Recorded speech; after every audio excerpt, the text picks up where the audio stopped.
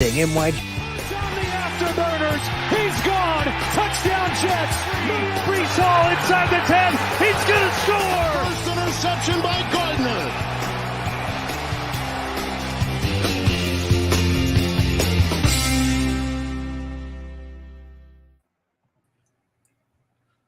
Woo! All right. Here we go. What's going on, everybody? Welcome to episode 78 of the Everything NYJ podcast. I'm Liam, got Italy Jet, and we have a very special guest, Mama Jet, That's Connie right. Carberg. How you doing? Oh, I'm doing great. How are you guys both doing? All right? Yeah, we're doing great. Yes. So excited to have you on. So excited to do this. I've been wanting to talk to you forever. So I'm my- super excited for this. I really am. My pleasure. I'm glad I got a chance over at the, where they had the signings last week and over at Hofstra. That was so wonderful too to have a chance to talk to you for a bit. Yeah, that was a wonderful time. I didn't even know that it was happening until I had Jets Turbulence on a couple weeks ago. I would have had no idea. You know, I see that a lot of people didn't know after it was over. A lot of people either put on Facebook or Twitter said, we didn't know about it and so maybe hopefully, if they do it again or whatever, because it really was a success. Yeah, it was a huge. There had to be like 5,000-6,000 people there, and it was just such a good event too. Like it was just like a real fun event, and really shout out to Jets Turbulence because like they got me in VIP. They got me to hang out with them all day. Like they're just wonderful dudes. I really like those guys. That's so nice when people work together. As I said, we're all Jets fans, and that's the most important thing. Exactly. That's they came up, gave me like big hugs and everything. It was just like a big.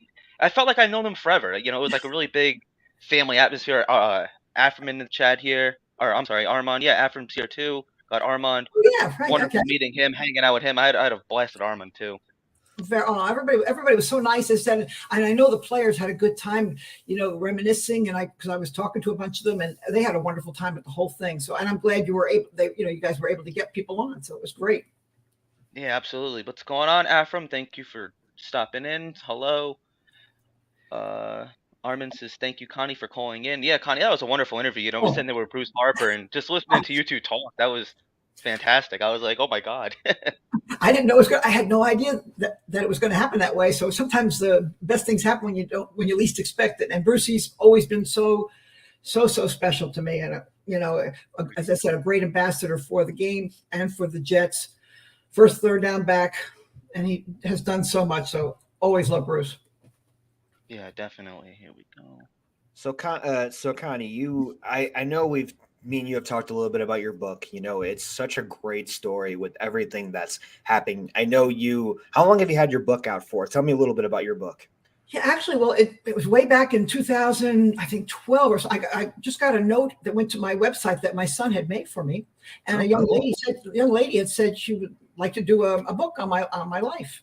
And, sometimes you're not sure about people that are going to do your book, and do they have the same philosophy of life and the way you look? And I've had a very positive experience with the Jets and growing up, and it's been my passion.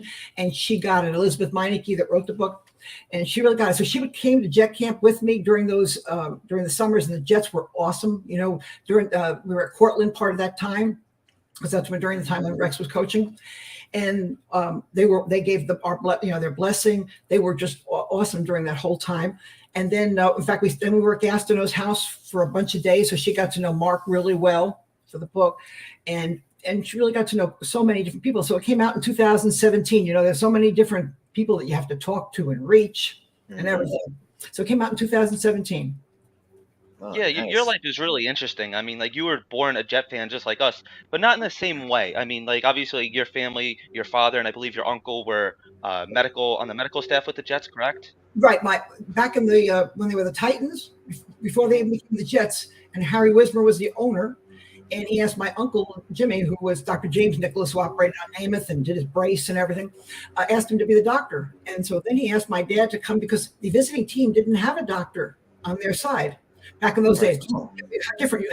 You had an internist and an orthopedist and a dentist, and that was it. And as I said, when DeMar Hamlin, there were 30 medical people right out there, but so much has been learned and has changed through the years. So so that's when I started learning about. I didn't know anything about football until I knew other sports because I was always a tomboy. But then I started learning about football, and the Jets became my life. Yeah. Do you when it comes to scouting, like what made you want to be a scout? What made you have the passion for that? It's funny. I don't know how it all started, but I would watch, back then you only had one game on a week, and that was on Saturday. And Keith Jackson, you had Street and Smith. I mean, there were no computers, there was no YouTube, there was nothing like this. No, so it was a very, very different world. But somehow I would just watch it. I was learning Walt Michaels, who was a defensive coordinator, and my earth science teacher. I learned a lot of football. And then I just started just figuring out my own drafts myself. And the first one was Ron. Yeah, I took a liking to the Mad Stork, who was Ted Hendricks, my first time on University of Miami. And after that, when I actually tried, Ron Yary was my first pick in my own. I'm just doing it at home myself, and he turned out to be great. And my second pick was Garrett Ford from West Virginia, running back. He turned out not to be great at all. Same as it is now. You hit on some. Right. And that began. I did not have any idea that I was going to become a scout. That wasn't, there was no such thing. There were no women anywhere in sports. There weren't even scholarships. When I went to an all-girls college before Ohio State, I played basketball for 2 years, but there's no such thing as scholarships. And right. So, Title IX didn't come till 1972. Interesting. Oh, wow. So yeah. Obviously, like, you grew up a Jets fan, you grew up around the Jets. Did you ever think that you would have a career with the New York Jets, or did you think that would just be like a fandom, like completely unexpected? I'd imagine, right? Like, how did that all come to flourishing here? Good question, Liam. Yeah, I had no idea. But when I went to the Ohio State University and Woody Hayes, and I got to meet him, and he had me come over to the office, and he opened everything up for me to come to practices. And so I was president of my sorority, but my sorority sisters would do all my work for me at school. Practice every day. I still owe them so much for that. So it was really, but I still didn't know I was going to work there. I got a job offer when I came out of Ohio State after I graduated in 1974. And I got a job offer at my old high school, Babylon High School on Long Island. And I was not too far from me. Oh, is it okay? So I was going to teach there. That's because that's where I gone. And then I figured I'll coach girls sports after school.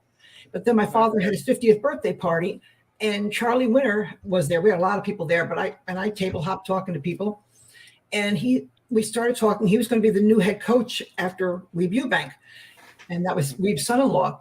And we started talking. He goes, "You really love football, and you really know your stuff. We're building a brand new complex at Hofstra," because they were practicing there, but they had no building.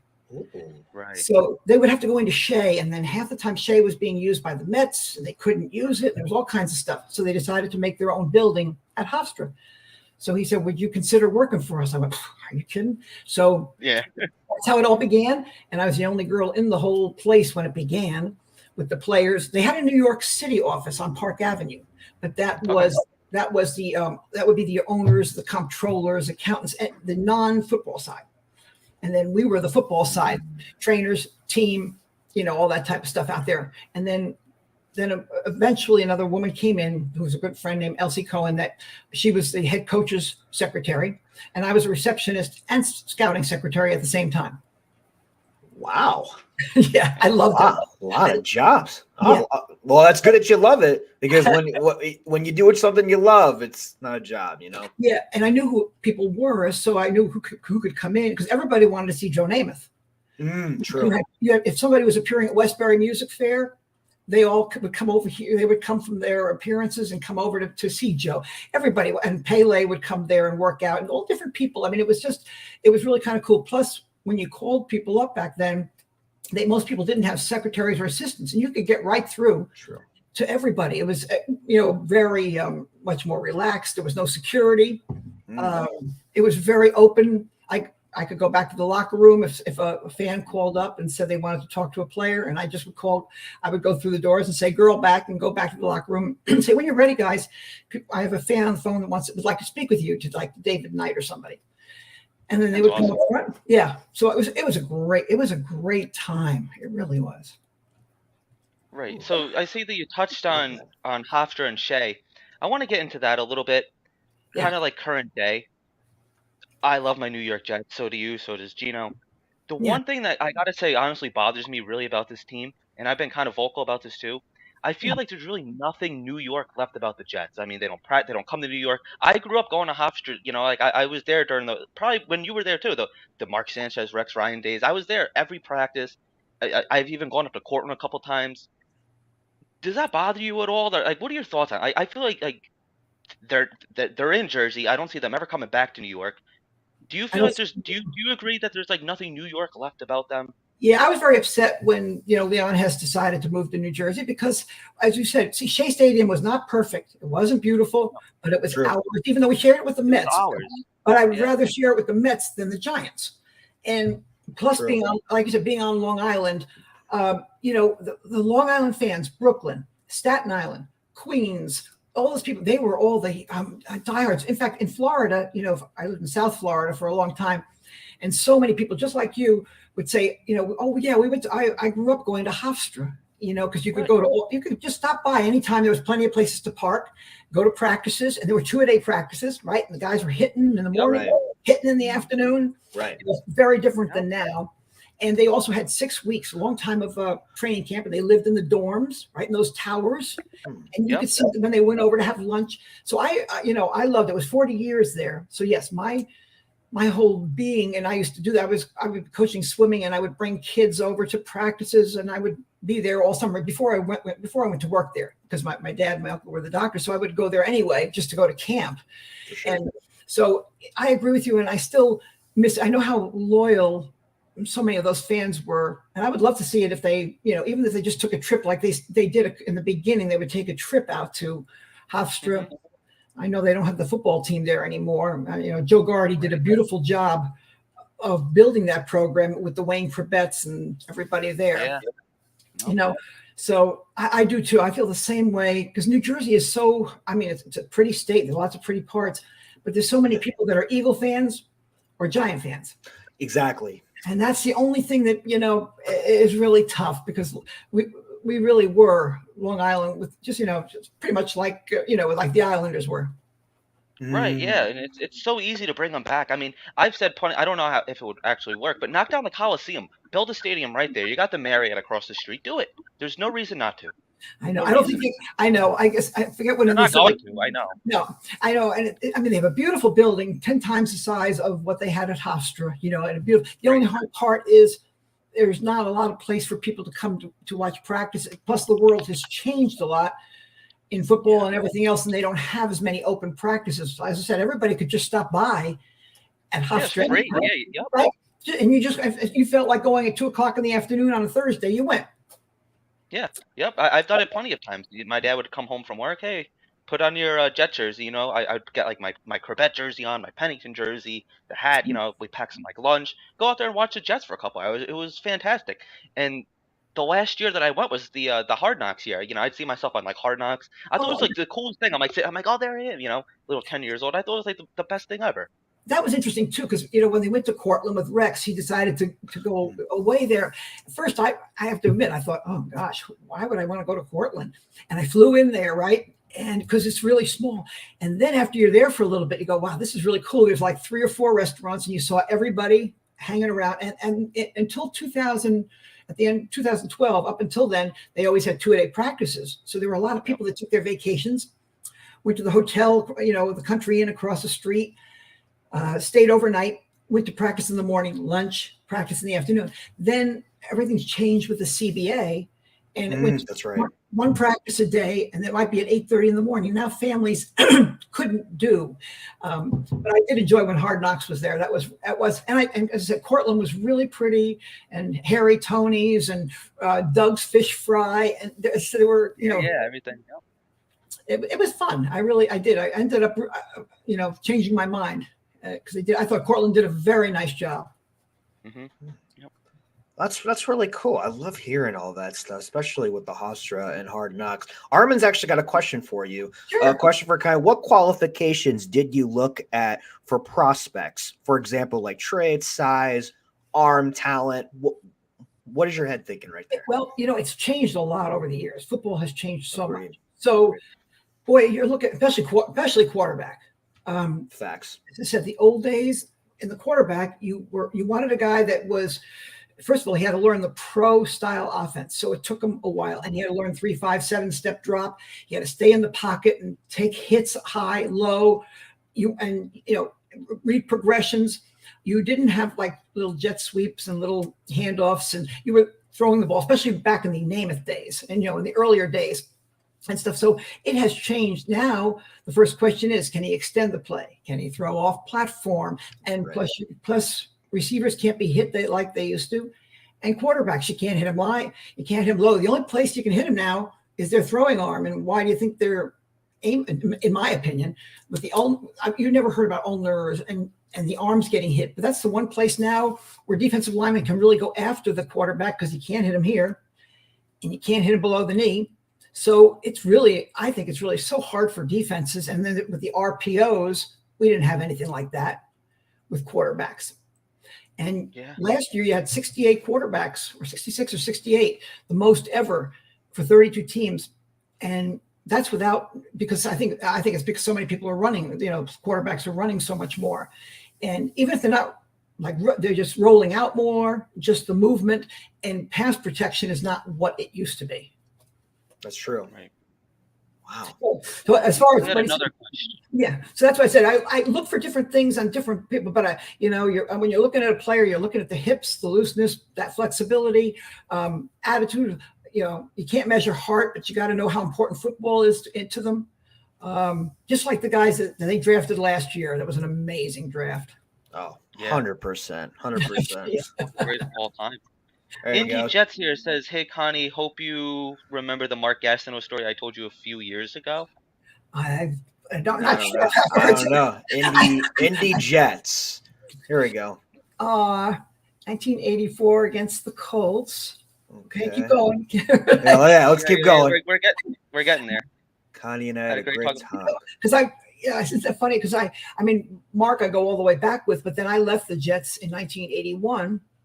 And I would see Mark when I came up during the summer, but of course, then after that, and after the 87, he was gone after that. That's really nice.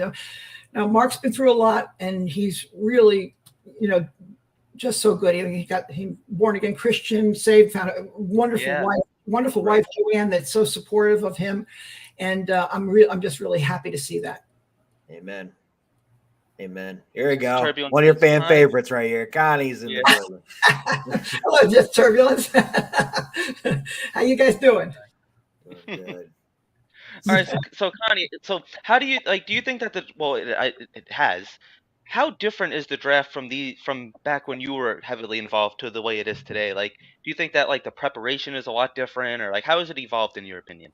Yeah, you still do. It's still the same basic thing as having your regular scouts with the team, plus some national scouts, like we have Blesto or National or whatever that is. But the difference is, back when I was there, the first few years, it was 17 rounds. And so then it switched to 12 rounds after that. And then now we're down to 7. Also, we used typewriters. We didn't have computers. You couldn't say, who's left that's 6'2" and 240, or tell me about the background of this kid, or let me go to YouTube and take a look at this kid. Or you couldn't Google things, anything. So as I said, you had to kind of just write up what you knew. It was reel to reel. As far as the films, we would study the films that way. That's how we looked at films. And you didn't always get everybody's tapes. So, and if you got something, then you had to send it on to another team. And so you had to kind of, go by what the scouts saw and their reports, just like they do now. And it's funny because I think you make just probably not quite as many, but you still make just a lot of mistakes, just like they did back then, because the human element and how important the game is, and the heart, because when there's 30 or 40% of the NFL is free agents that weren't drafted, that a lot of people, it's very hard to judge. It's an inexact science. And it really become an all year process now too. I'm sure it was the same way back then, but I watch one Jets drive, and they're all year long going. While we're sitting on Sundays watching the games, they're working. They are. It's the only time they have off. They have off a part of a month in June to July, And other than that, like right now, they're all back at the complex, but they're away from their homes, the scouts, because they got to go over everything. Before that, they were at bowl games and they were at combine. They were at all-star games. Then they were at the season. And the hard part, a lot of people, it's not glamorous. I mean, you might go to University of Alabama, but then that same day, you may have to drive 200 or 300 miles to smaller schools all around it to try to find that little player that's at a small school or whatever. So it's a lot. And they say, if you don't write up your reports, a lot of scouts have said, you got to write it up that night, because if you wait, you'll forget half the stuff. So you got to do it right away. You got to stay on top of things. So it's a really, it's a tough job. There's so much pressure on you, right? Because these agree. And you have to stand up for who you believe in or don't believe in. Right. Or did you come up with some nugget that nobody else found out about that kid? That's what you're trying to do nowadays, because everybody has the height, weight, and speed. So you got to find something that's different that you want to stand on the soapbox for that kid. Right. I like that. Yeah. So, go ahead, Gino. I'm sorry. Well, we got a question because I'm actually kind of curious if you got any new spoilers coming in now. I have done. One thing I love about Joe Douglas. I love lots of things about him because I really do. But the thing is, there's no leaks. Yes. There's nothing that ever. I have no idea what's happening, and we read everything, and everybody's trying to predict. Right. And then all of a sudden, out of the blue, something happens and we had no idea was happening. Right. Which I'm still anticipating. That's why it's so hard for the draft next week, because I really don't know what's going to happen. Are we moving back? Yeah. Are we keeping it? What's our compensation? Is Aaron Rodgers coming? There's a lot. There's a lot. There's a lot we could do. There's definitely a lot that we could do. Now that makes me really think. Oh, I'm sorry. All right, go. No, go ahead. Do you know how to roll here? You got it, brother. Okay. You got it, brother. I have a quick question. So that leads me to believe that you definitely have inside information. So blink twice if Aaron Rodgers gets drafted on draft night. Connie knows. I wish I knew. I know nothing. I said all I do is, me. I live on Twitter all day and I'm watching all this kind of stuff. That's what I do. That's my happiness and what I enjoy. Other than it gets crazy at times. Other than babies, definitely does.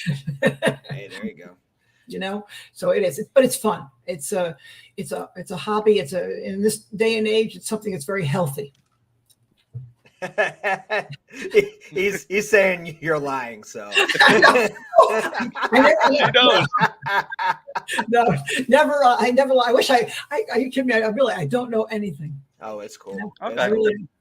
We'll take your word for it. We'll take your word for it. Honestly, I'm not the person you would tell anyway. But I just believe in. I go along with whatever,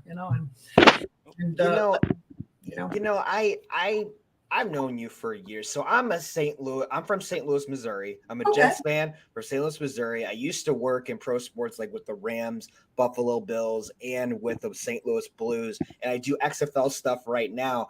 When I hear your name, I'm like, oh my gosh, she is a pioneer. She's a legend. When you get like all these big words coming for your name, what do you think? Are you just kind of like, no, that's not me? Or do you just be like, thank you and move on? What do you think? I'm blown away by it, because when I was there, when I got to the Jets, I didn't know that I was going to become a scout. And Mike Holovac, who was a genius drafter, if you look at the 76 and 77 drafts, other than last year, were unbelievable. And he and Al Ward were the ones that said, they had me make a draft pick in 1975 when there were 17 picks. Right. And then after that, they said, we want you to do some scouting. And it wasn't made a big deal of. They just said, Connie, you're going to go do that. And I went out to Ohio State and I went to BC and I went down to the Orange Bowl, a bunch of things, but I honestly didn't know that it was that big a deal. It was something, it's the only thing that I felt comfortable in my life was football. Talking to my husband used to always say to me, he said, he used to love to watch me talk to people. I didn't know that it was that. I always loved sports and all kinds and played them, but they didn't have flag football. They didn't have tackle football for women.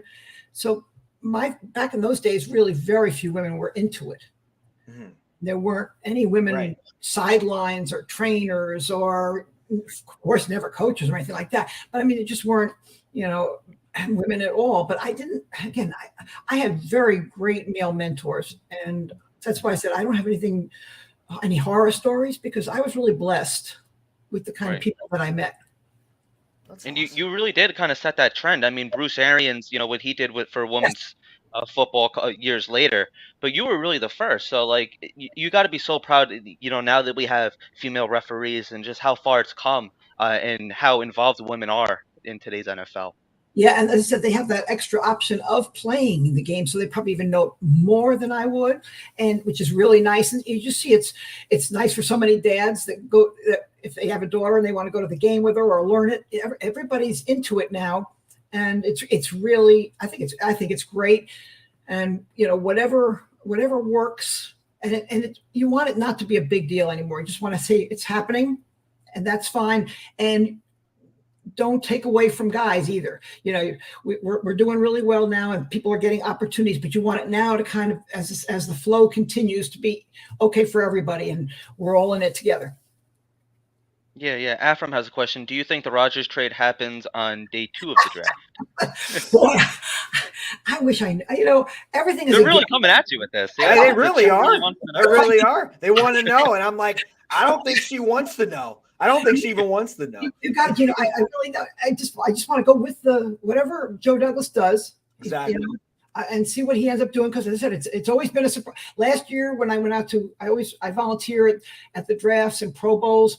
Yes. And things, and I work with just volunteering with the league office, and they do the memorabilia. The players come in and sign it. It goes on to auction for all different charities. So I get to know a lot of people. And last year I had no idea. I went to the Senior Bowl because it had been 43 years since the Jets had coached the Senior Bowl, and that's when we got Mark Gastineau.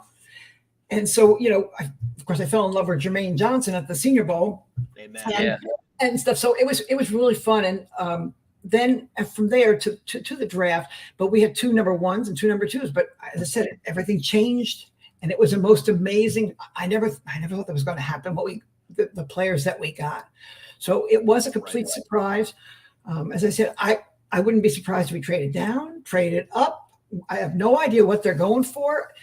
We all are kind of projecting an offensive tackle, and that we need a center. We need a defense, probably another defensive, because we lost, Sheldon Rankins, Right. who I really liked a lot. But he did some really neat things. So, but money talks. So what are you going to do? So, of course. And you understand that. When I grew up, they didn't have free agency. Freeman McNeil. Freeman McNeil was the one that got it started from back then with the free agency. But back when I was there, you knew that if you had a player, he was yours. Well, for at least if he lasted, he was going to be yours for 6 to 8 to 10 years. Then maybe at the very end, he may switch a team. But it was you knew they were your guys. So, But now everybody's all over the place. You buy a jersey and then they're somewhere else in 2 years. Right. And they stayed with that jersey. Now you can change it up now. Yeah. So that's really interesting. What do you think about that? Now I can do 0 now. I know. So it's like, well, what do you think about all that? I honestly don't know what the big deal is about wearing 0. Maybe it's something, maybe it's something, a generational thing, but I just don't know. I know 00 Otto for the Oakland Raiders when he was a center, but true. Other than that, I don't know why 0 is so big. I always like the linemen to have the higher numbers because they're big, and it's just the way, when I saw 99, 93, those guys, when I saw Gastineau and Lyons and those guys, and Klecko at 73, you just, I felt it, but they just keep changing everything. And then I saw Garrett Wilson. I didn't understand that completely. And I love Garrett, where he says he's going to change after this year or something. Right. I heard that too. So but I really didn't know what the reasoning was. Connie, look how cool this is. Jets Turbulence, Joe Cat says, my daughter is doing an autobiography project on you for Inspiration Day. Wow, that is so cool. Well, if she needs to talk or anything like that, I'll be happy to, So that's awesome. that is really sweet. Oh, that's awesome. I love stories like that. Oh. As I said, my son made my website back about 12 years ago. Yes. And he said, I just want it to be in there that you were the first. And he said, I don't care. He said, we know that other people, Ralph Wilson's daughter, about 10 years later, did some stuff with the Bills. She passed away at a very young age. Right. And then, as you said, until Bruce Arians opened the door, there really wasn't anything for another 30 years as far as scouting and stuff like that. But so when my son he said, okay, we'll make this website for you this way. But we had no idea that social media was going to explode the way it did, with Twitter and all this time, and Zooms and who knows all this stuff. So we had no idea that this was going to explode that way. And then the book came, and then NFL Films came out, and they want to do that. And I have a guy that's trying to do a movie on my life now. So a movie? Yeah. So I guess Wow. so. I just take it a day at a time, and what people are interested in doing, as long as it's presented. And I trust this guy, and I had my son research him when I first heard from him. So we'll see what happens and how it progresses. But already I've been blessed, as I said, so much, and met so many great people. Yeah, definitely. Big fan of the show. GVH says, of last year's picks, which one surprised you the most?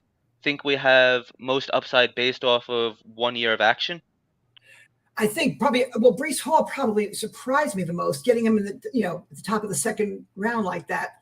I'm so happy we did, but that probably surprised me. Everybody was talking Garrett Wilson, and everybody's talking Sauce Gardner, and I also didn't think we'd be able to move up. And once we got those two, I never thought we'd get Jermaine, because I thought he would go before that. Right, I did too. And see, like that kind of threw me off, because like last year, the glaring hole was edge rusher, and before last year, like the best edge rusher that we had was probably John Abraham, Right. and it just seems like we had never had a steady edge rusher or anybody very impactful. And then they go Sauce at 4, and I love Sauce, and I still love that pick. But at the time, I'm like, corner isn't really our biggest need. And then they go like wide receiver at 10, and I'm like, all right, I agree with Garrett Wilson. I wanted him at 10. But I'm like, so where's our edge rusher coming? And then, Joe Douglas does Joe Douglas things, goes up and gets Jermaine Johnson. And then we get like Michael Clemens. I love Michael Clemens. I love how like he's a scary guy. The guy's a freak. There's no other way about it. And he is so sweet. I mean, I'm sure, yeah. And he's just like such a sweet guy. And then, Max Mitchell was doing a great job till he got injured, and then they found the blood clot thing. Blood clots, yeah. Right. But he was doing a great job for us. I mean, the only person that still is going to hopefully step up, which is like an added draft pick this year, will be Jeremy Ruckert. Facts. Right? Because he was hurt last year. So here we got him coming back. We got Breece Hall coming back. You got AVT coming back. There's like 3 new players. And that was Mangold's pick, is Mitchell. Mangold really wanted that pick. And the fact that we got that is just amazing. And he really stepped up when he had to go in. He did. So as I said, it's been really good. I'm a big Michael Carter fan. I know some people feel that he didn't have as great a year, but I think, in my opinion, he got hurt. And then also when sometimes when you get something taken away, and nothing, I'm sure he gets along because he's a leader type, Michael. But I think you want to do everything when you get out there. I'm not going to have as many carries, so I better do everything right at once. And sometimes you end up not doing quite as much, because he was always great at breaking tackles. True. That's always been his thing. He's slippery and stuff. So I'm looking for him to have a good year this year. I really am. Oh, here we go. This one right here. Just everyone. Garrett Wilson is changing the number for the uniforms that Connie has already seen. Man, you are really getting blown up on that. Yeah. I wish I knew all this stuff. Oh, the phone is ringing. Joe's calling me. Yeah, there you go. Hey, you better pick up that phone.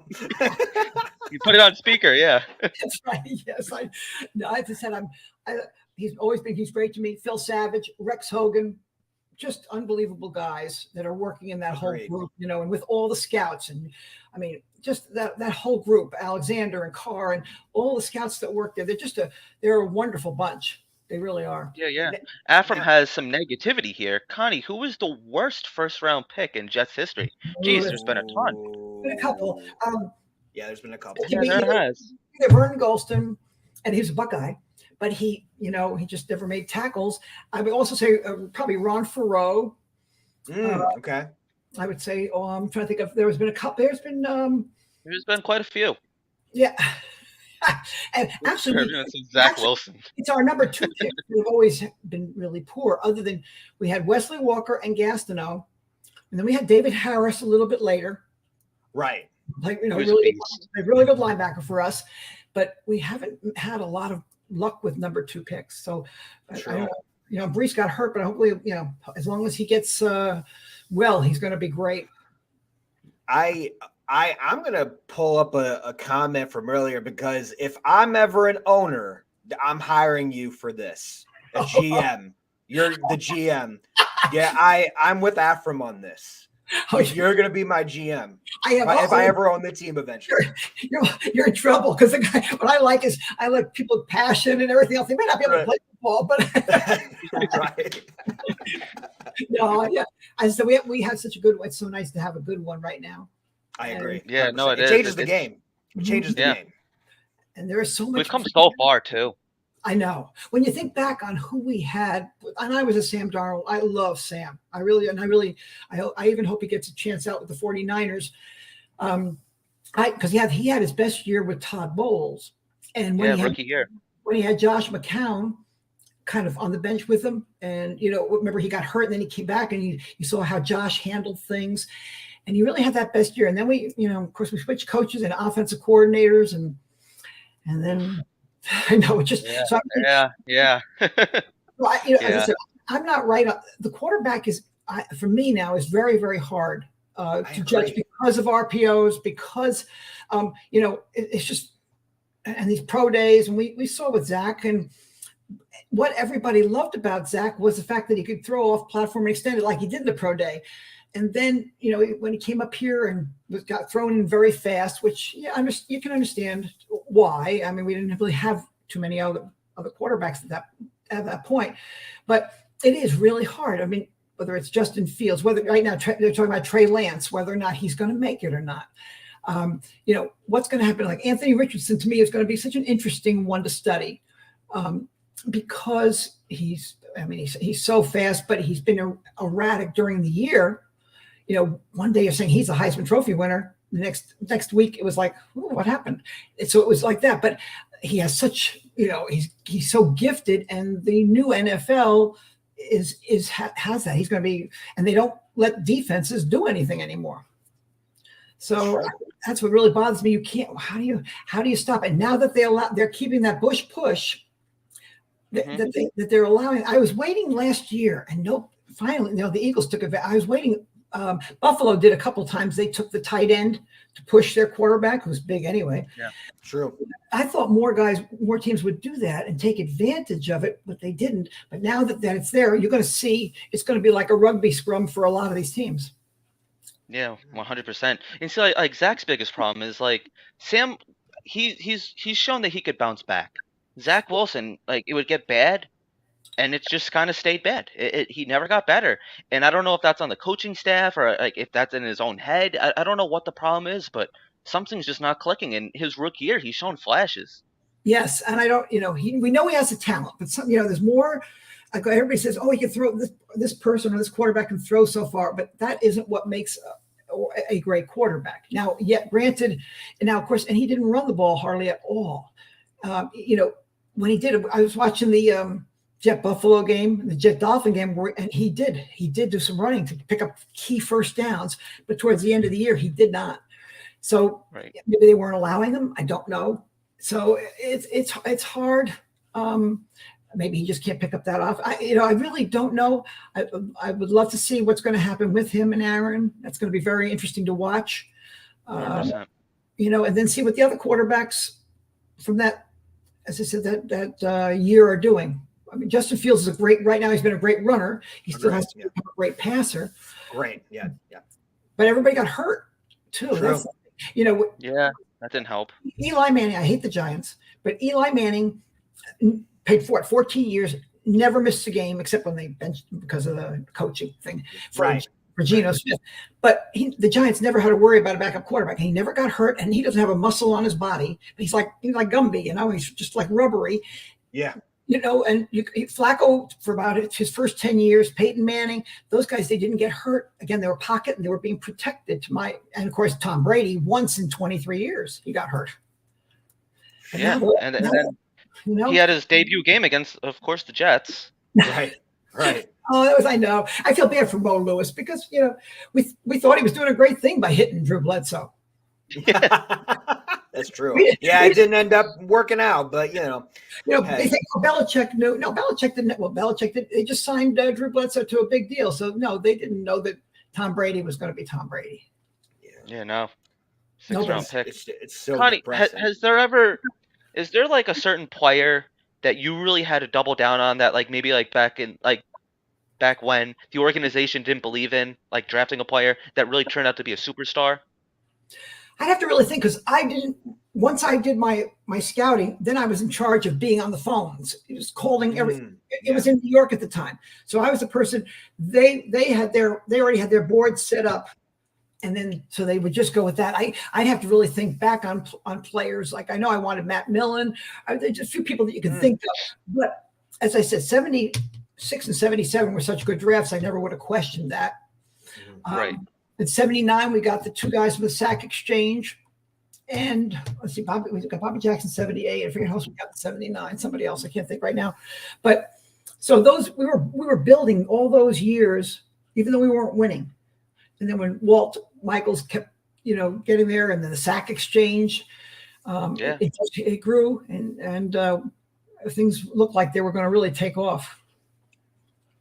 Man, I love that. I actually want to know your thoughts on this comment because I was going to ask you this question, but Ephraim just hopped on it before me. How do you compare Dick Steinberg and Joe Douglas? No, I'd have to go back and look at Dick Steinberg's stuff because poor guy passed away at a young age. Right. But he was after me. Right. When I was here at the Jets, as I said, we had Al Ward. And then Right.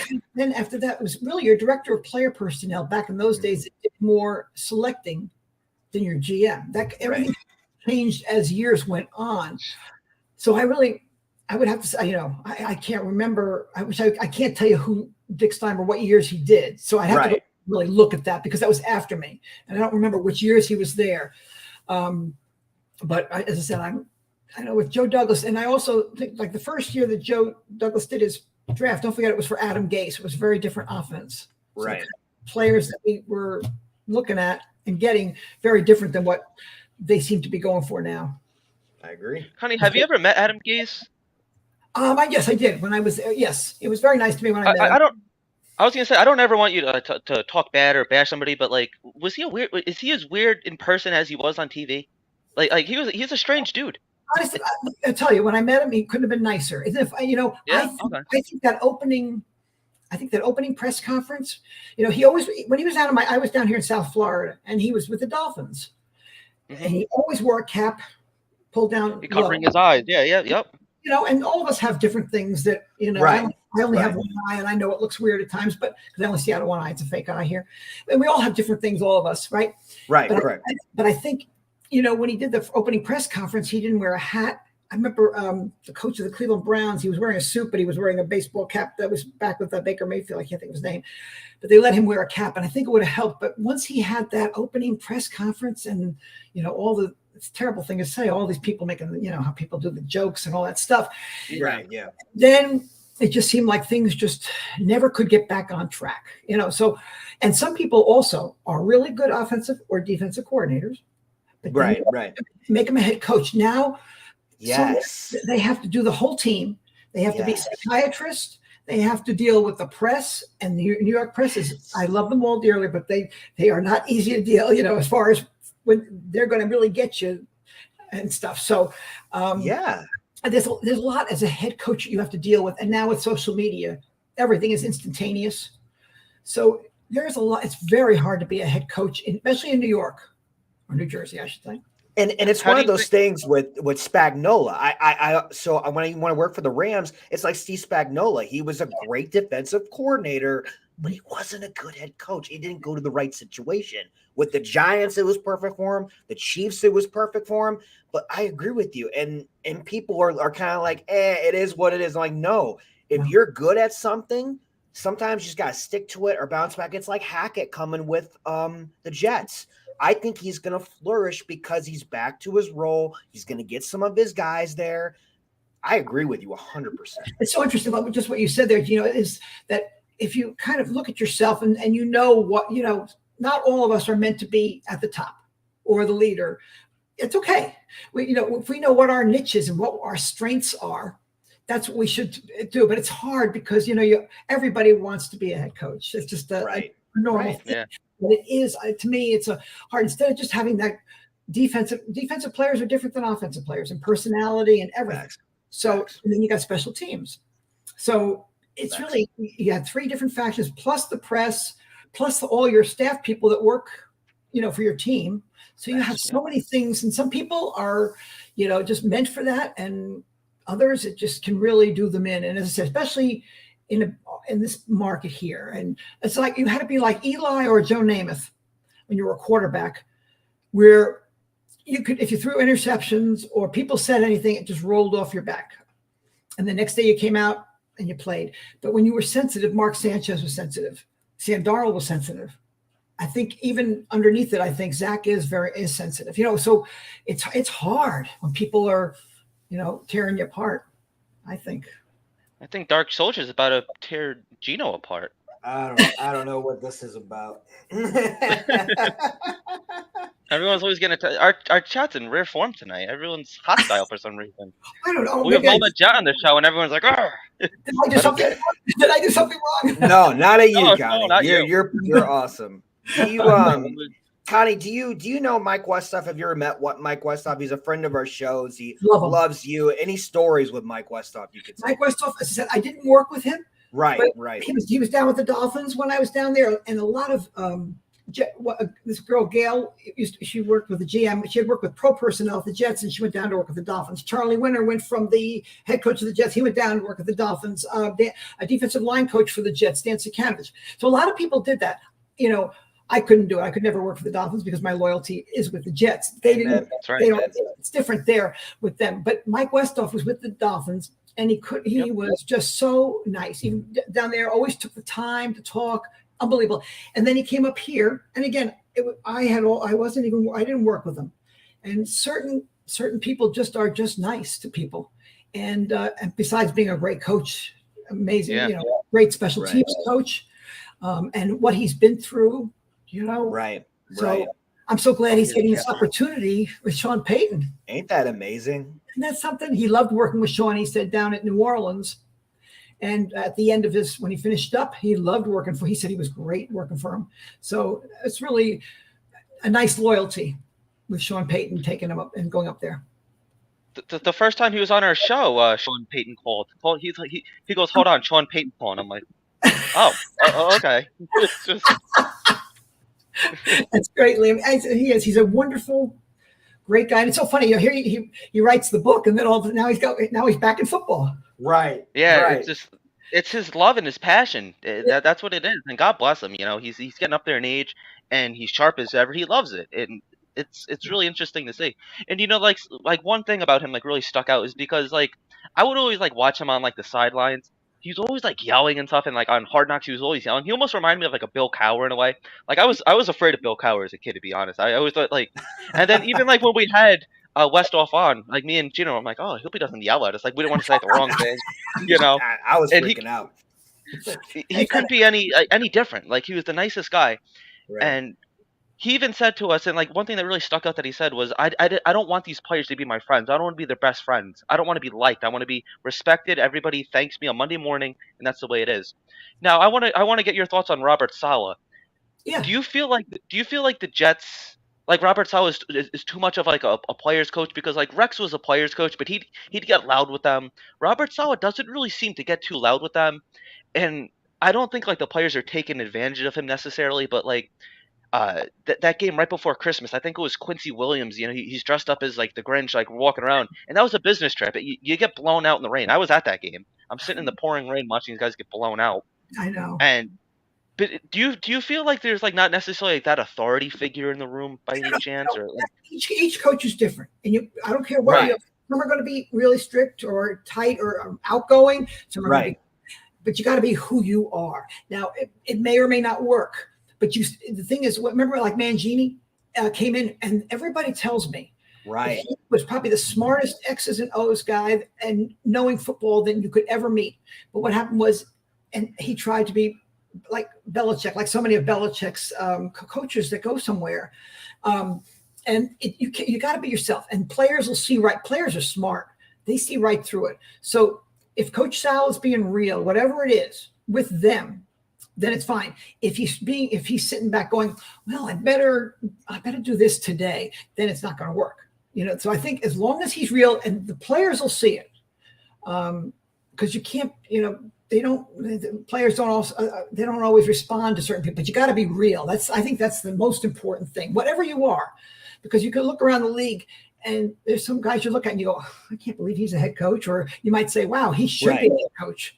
Nobody thought, look at poor Bruce Arians. It took him until he was 60 to be a head coach. Ain't that crazy? That's crazy. You just never know. That other guy that didn't get it for the Raiders, Bisaccia, that they all liked, and then I have no idea what they think of their coach right now, but doesn't seem to be doing that great, but who knows? So as I said, I think Coach Sala is growing too, Yes, I do too. That's the hard part, is we keep changing every 2 years or every 3. Yeah, so, exactly. Yeah. So you start doing something, then everything gets changed again. And there's never that continuity, win or lose, because people are no longer patient either. So they know the fans are going to start clamoring or making banners or whatever they do. Yeah. So they've done it all. It's true, though. It's true. Banners flying right over one Jets drive. Yeah. I know.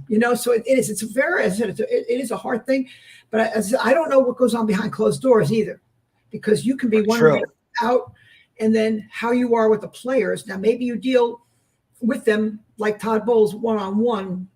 He was not a yeller, Coach Bowles. Right. Okay. Right.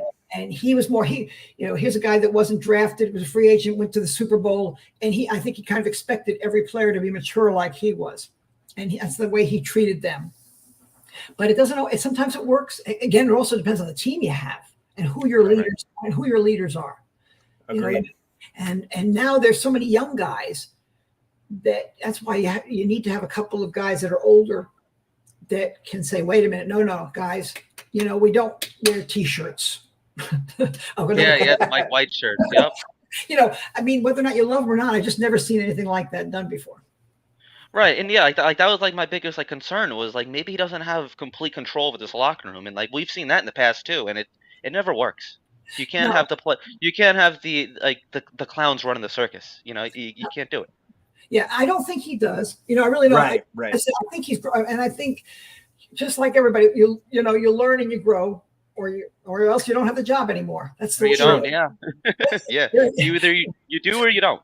I know, and so I have no idea how they seem. I know they all loved him as a defensive coordinator again. So how that corresponds. How much is he in with the offense? I don't know at all.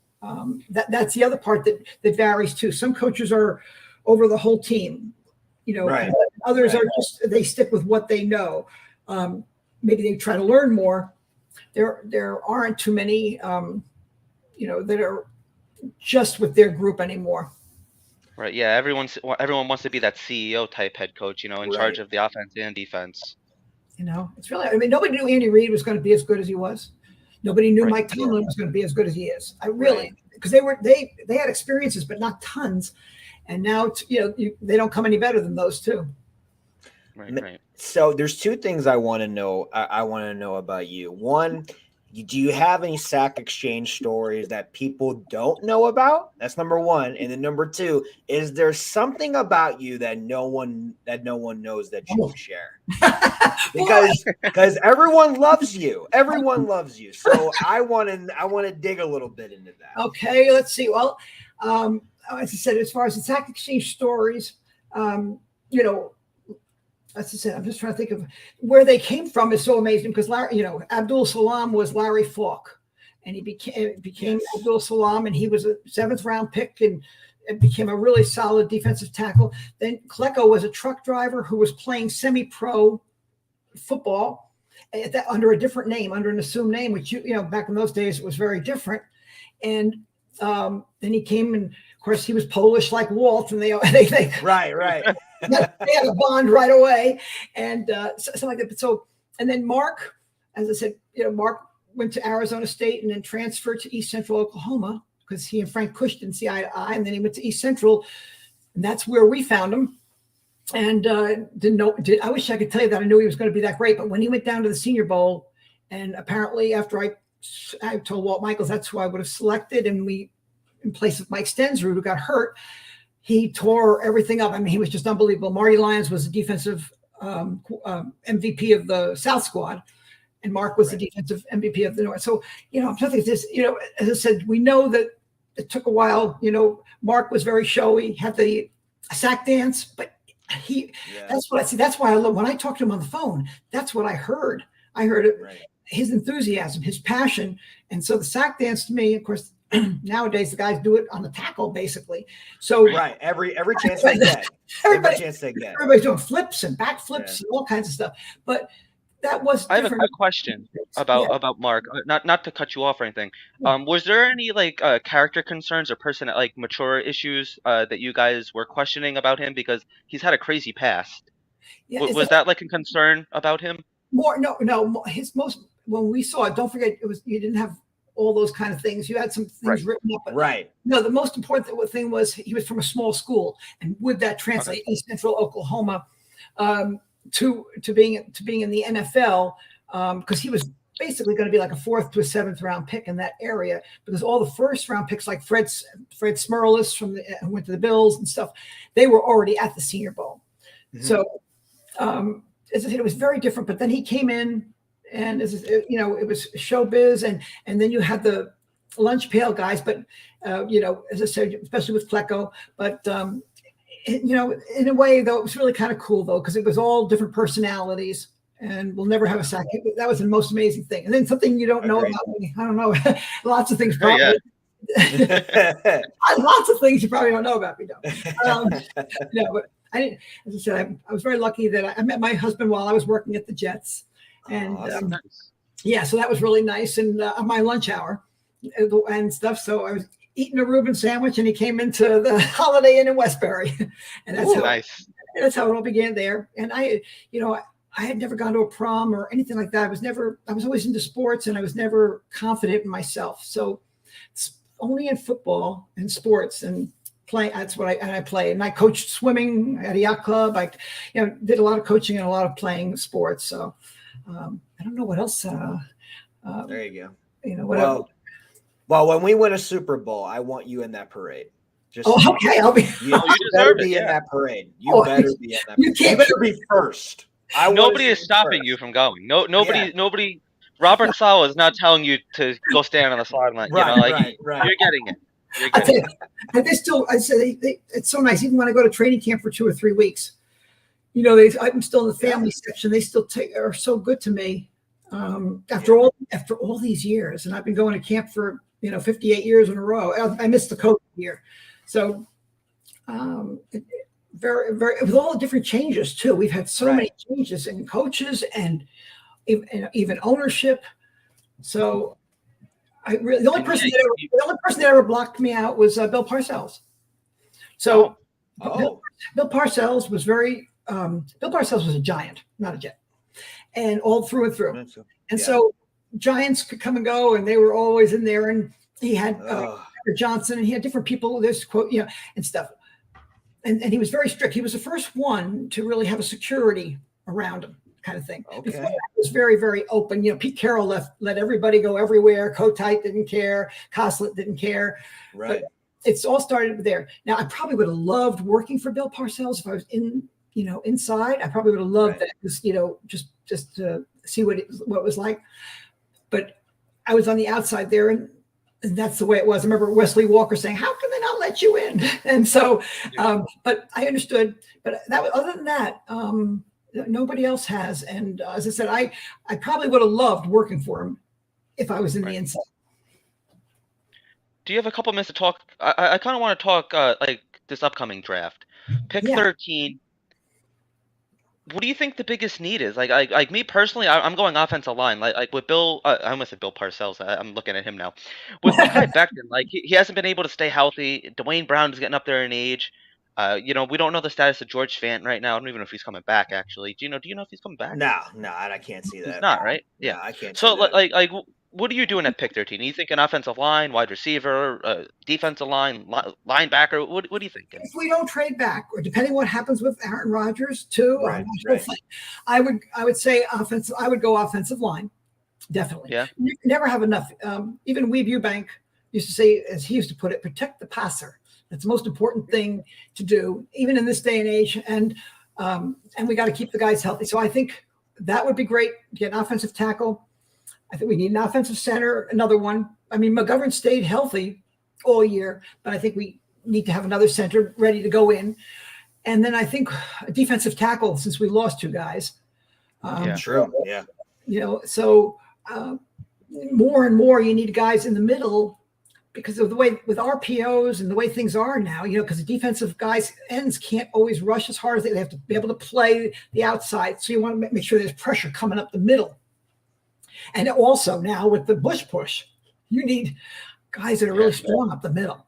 So, I don't know I don't know how the defenses are going to handle that, because that's going to be having, 600 pounds behind a quarterback coming to try to get those first downs. It's going to be very easy I would think, to get first down on 3rd down and 2 and 4th down and 2.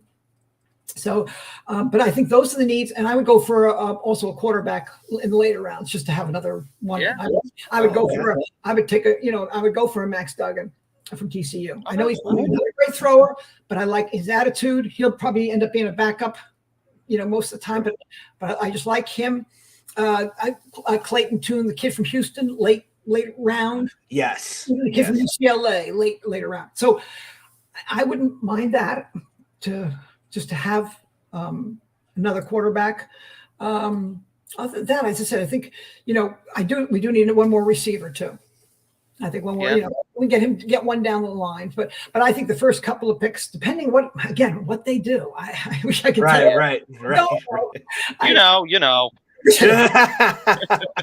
how we went for DeBrickashaw and Mangold, right? And we have those forever. So maybe we can get something like that, which would be awesome. And then you got, as I said, AVT coming back, Lakin, and then, we should be in, pretty good. We'll be in pretty good shape. Is there a specific offensive lineman that you like in the draft? I mean, there's Paris Johnson, Broderick Jones is out there, Shoskonski. It's so interesting. This whole, I think I like, they're both really good athletes. I would be okay with either one of those guys. Of course I like a Buckeye, but it's okay. No, but he's not. But there you go. It's interesting because so many players went back because they got an extra year for COVID. They got an extra year for transfer portals and NILs. So now if you're a 4th, 5th, 6th, or 7th round pick, you might want to stay back at your school. And you're a big fish in a smaller pond. You make big money in the NILs, more than you would probably make nowadays as a lower draft pick or free agent. So many guys went back, and even some quarterbacks, like Spencer Rattler went back. Nix went back up at Oregon. That probably normally would have come out before NILs and transfer portals, as I said, and the COVID extra year. So that's why I think there's a lot of 24. There's going to be a lot of 24 and 25-year-old rookies. And next year's draft, I think, will be really good. This year, as I said, this one is a really tough draft. Last year, there were blue chippers everywhere. Certain years there are, and maybe they'll fool me, but it just seems like there's not as many, can't miss players. It's like, well, we can take this one, we can take this one. It's not, well, like he's a definite, even, as good as Anderson is, right? Remember, last year, if he had come out, he was he was the guy. Yes. And then this year, well, I don't know. Yeah, he's still. There's not really the guy this year. Yeah, isn't it funny how it can change, year to year? So, and then with those quarterbacks, that's going to be so. Will Levis is going to be the most interesting. He and Anthony Richardson are probably the two interesting cases that'll dictate a lot in the future. And you either boom or bust. Do you think that Zach Wilson could turn it around eventually? Like from what you've seen? in your experience? If I don't know. The hard part is if he lost the locker room. That's the hard part. You can always improve and maybe not be a superstar, but you could be a solid quarterback or have it be a Kellen Clemens and have it 10 years as a solid backup or whatever. Yeah. You could still do that. But when he answered the one question and everybody just went freaked out on that. Oh, I know. Yep. It was the very last question. And I think he was just in a hurry to get off. And he was, I don't even think he was thinking. I really don't. But it turned into a real monstrous thing. And it's like he lost, you can always improve, but you have to have players believe in you. So that's, to me, that's the biggest thing. So if that part can change, yes. But if not, no. Okay. Very interesting. Yeah. Bear with me, Connie. I think the 13th pick, you should announce it. Oh, I'm ready. I think you should announce it. Either the 13th pick or the second round pick. We need to make that happen. Okay. Someday I'll get to do it. I would love to do that. Be up there and do that. Yeah. Because I like that. That'd be like a dream. Oh man, we got to make that happen. I'm surprised it hasn't happened already, but we got to make that happen. But Liam, you got anything else for her? I have a ton. I can go all night, but where are you from, Liam? I'm on Long Island. I'm in Sayville. Oh, you're saying? Oh, okay, sure. Yeah. A lot of the coaches lived in Sayville when we worked at the Jets. A lot of them lived in Sayville. Oh yeah, such a nice area. And what about? Yeah, it's a nice little town. Where are you from, Gino? I'm from St. Louis, Missouri. So right smack in the middle of the United States. Yep. That's the girl that wrote the book. Elizabeth Meineke that wrote my book. She's in there. She writes for the St. Louis Cardinals baseball team, the magazine. Oh, cool. Magazine. Yeah. Post-Dispatch. Yes. So she's writing with them. Cool. Yeah. Oh, that's awesome. I love that. Well, if I ever see her, I'll mention your name. Yeah, please do. Well, yeah, please do. She's a great person. Yeah, that's so neat though. And you said you were with Buffalo? So me and my dad, we did a couple of away games for Buffalo, working in the video department, on field personnel. And it was really cool. And I also worked for the St. Louis Blues in the marketing department. And then for the Rams, I was a flag guy on the field when they come out of the tunnel. Actually, I almost got fired for rooting for the Jets when I was doing the flag guy.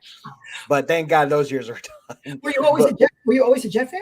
Yeah, since I was 9 years old. Oh, what about you? Were you always a Jet fan? Yeah, I was born into it. Yep. I wasn't given a choice. I mean, I grew up at Hofstra, so Chad Pennington was my childhood quarterback. My all-time favorite Jets, Wayne Corbett. It would have been Revis. Revis is up there, but he really broke my heart. I can never forgive him for winning that Super Bowl with the Patriots. I know it's a little out of his control, but that kind of just knocked him down a little bit, in my opinion. I love Chad Pennington, and if he took us to the playoffs. I did too. 3 times, every time he was healthy, he's so smart, so accurate. At Marshall, he had plenty of arm to reach Randy Moss, but then with all those injuries, that he had, I remember the one where he slid it right here at the wrist. I remember my uncle saying that was a really tough one because you don't get the flexibility back in your hand anymore. Yeah, one of the scariest injuries. I remember that Wayne Corbett, the touchdown in 2005. I think it was his last play against the Chargers with that last concussion. He was just laying in the end zone. I'll never forget. That's like one of my earlier memories as a Jets fan. I'll never forget that. He's a great guy. I saw him at the Pro Bowl, just coaching. His son is a freshman at Marshall, a quarterback. Yes. Yep. So, and he's been coaching him. It's nice. A lot of the guys that have, and I'm so glad for, with Anthony Becht out there in St. Louis, those fans are supporting the team. As St. Louis Battlehawks. Yep. Right. and it was weird because we just signed Testaverde's son as the backup quarterback. Isn't that amazing? It's a small world. Football world is so small. You never know who you're going to meet and what's going to happen. One person knows somebody who knows somebody. It's awesome. Everybody knows everybody. Yep. Yep. It's really kind of cool, isn't it? It's the nice part of the world. It needed it when the Rams left. When the Rams left, we needed it so bad. And now the soccer team's here too, so we're fielding a little bit of a void, and I like it. It's nice to see the dome out there and being shown again. Yes. It's beautiful. The Gray Show on turf. I mean, it was good stuff. It was. It really was. That's so neat, though. That's great. But that's so interesting. You were a Jet fan. Yeah, I get a lot of crap for it, but it's all good. I get a lot of crap for it, but it's all good. I'm surrounded by Bears and Chiefs fans, so it's interesting. Even Cowboys. Yeah. and Giants, actually. Really? Yes. Yeah, it's a lot of variety here. They're everywhere. I'm telling you. And of course, because so many games on TV, you pick up fans everywhere. And it's always interesting to see why people are a fan of a certain team too. Not I seeing agree as with many you. Patriots fans as I used to, though. Everybody and their mother was a Patriots fan. I worked with a Patriots fan, and Oh yeah, I and went to school with them. yeah, I oh my gosh, it was really interesting because like every time he would always hold it over my head with Revis, and I'm like, oh God. and then I'm like, well, we got Martin from you, Curtis Martin from you. Yeah. What a great runner he was. Classic. He's so talented. Yep, and real classy guy. So it's going to be, and the Hall of Fame should be interesting with the two guys going in. So Yeah. That a lot of that is in due in part to you with Klecko. You're highly you're involved with that, right? he was drafted in 77. Yeah. That draft had Marvin Powell, who was an all-pro tackle, Wesley Walker, who is with one eye, just like I have, the receiver that's good to be, Kevin Long, who was a good running back, Scotty Durkin, Dan Alexander, who was a defensive lineman at LSU and switched over to offense and played for us for 10 years. Matt Robinson, the other quarterback, and that draft was loaded. Do you plan on going to any games this year?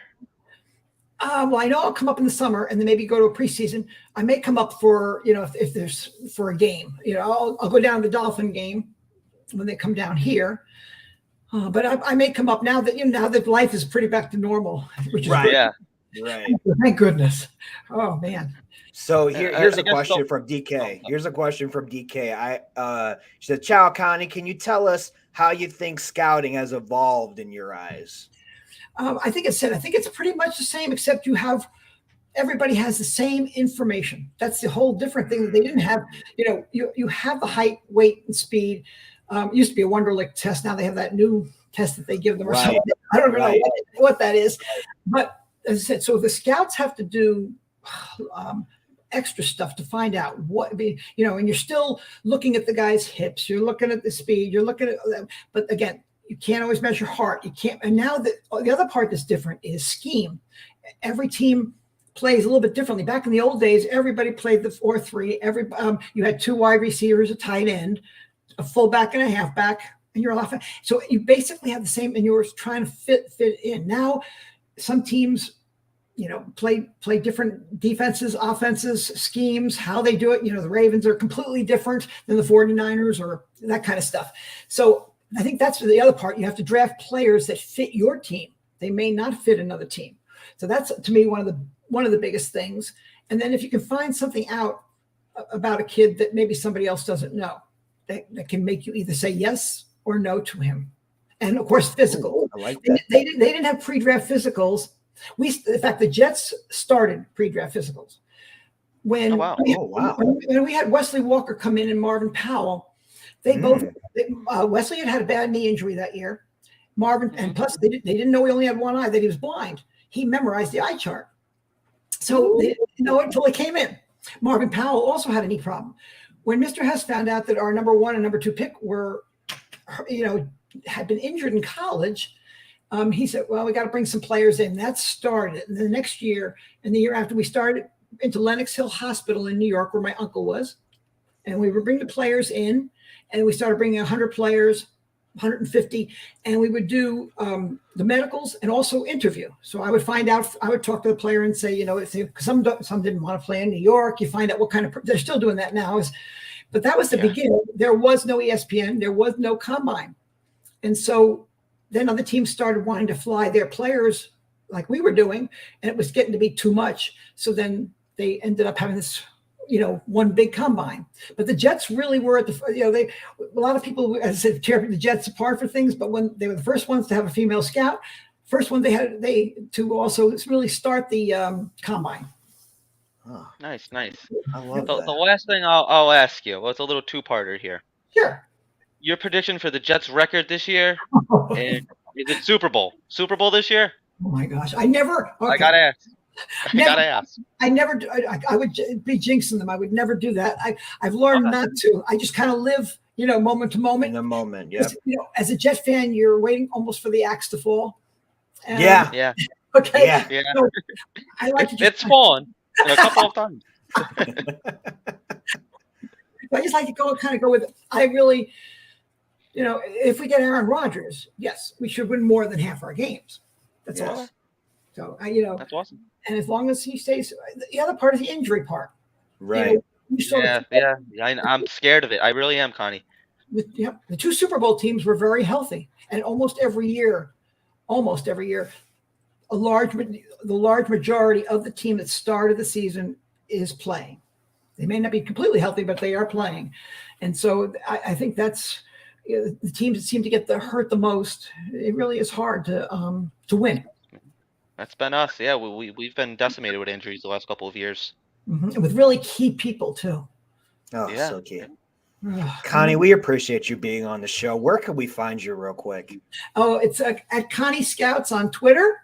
I said you did this beautiful job here, and so it's Connie Scouts on Facebook. It's Connie Scouts on Instagram, and that's the book there. It's on Amazon in Kindle or paperback, and I wanted to make it very affordable because it's a nice, easy, positive read, and instead of all the negativity that sometimes is out there in the world. And I said I've been very blessed with my life with the Jets, and I treasure every moment of it.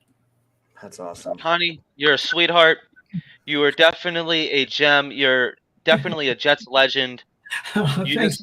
Amen. Your heart, I could tell it's just green and white, and it's nothing but love.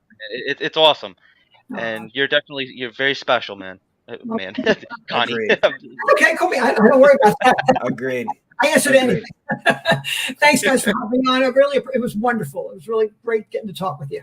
Thank you so much. Yeah, we'll definitely have to do this again. Thank you very definitely. much for your time. Thank you so much. You have a great night, Connie. We appreciate you. You do too. Let's go, Jets. ETS. Jets. Let's go. Take You care. have a great night. Thank you so much. All right. Man, that was awesome. Guys, thank you so much for being a part of this episode. Connie, you can also here is where you can follow her again, Twitter, her website, her book. It's on Amazon as well. And also just like, share, subscribe, comment, everything NYJ on YouTube. You can follow Liam. Here we go. Follow Liam. Yeah. He's got a good picture this time. Finally. Finally. Follow him on Instagram. And I also, was probably like 6 beers in that picture. dude, too, so you I looked think awful. I did pretty well. You looked absolutely awful. And then in the first. it is a first. But here, you can follow me at Elite Jet right here. And then also, come on.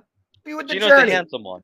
Here we go. Be on the journey with us. Instagram, Twitter, YouTube, Facebook. We appreciate all the comments. Thank you so much. Connie loves the Jets. We love her. She's a legend. And just keep looking out for her. Keep looking out for us. And all the comments. We appreciate you, DK, Armin, GVH, Dark Soldier, Armin, RM, and Jets Turbulence.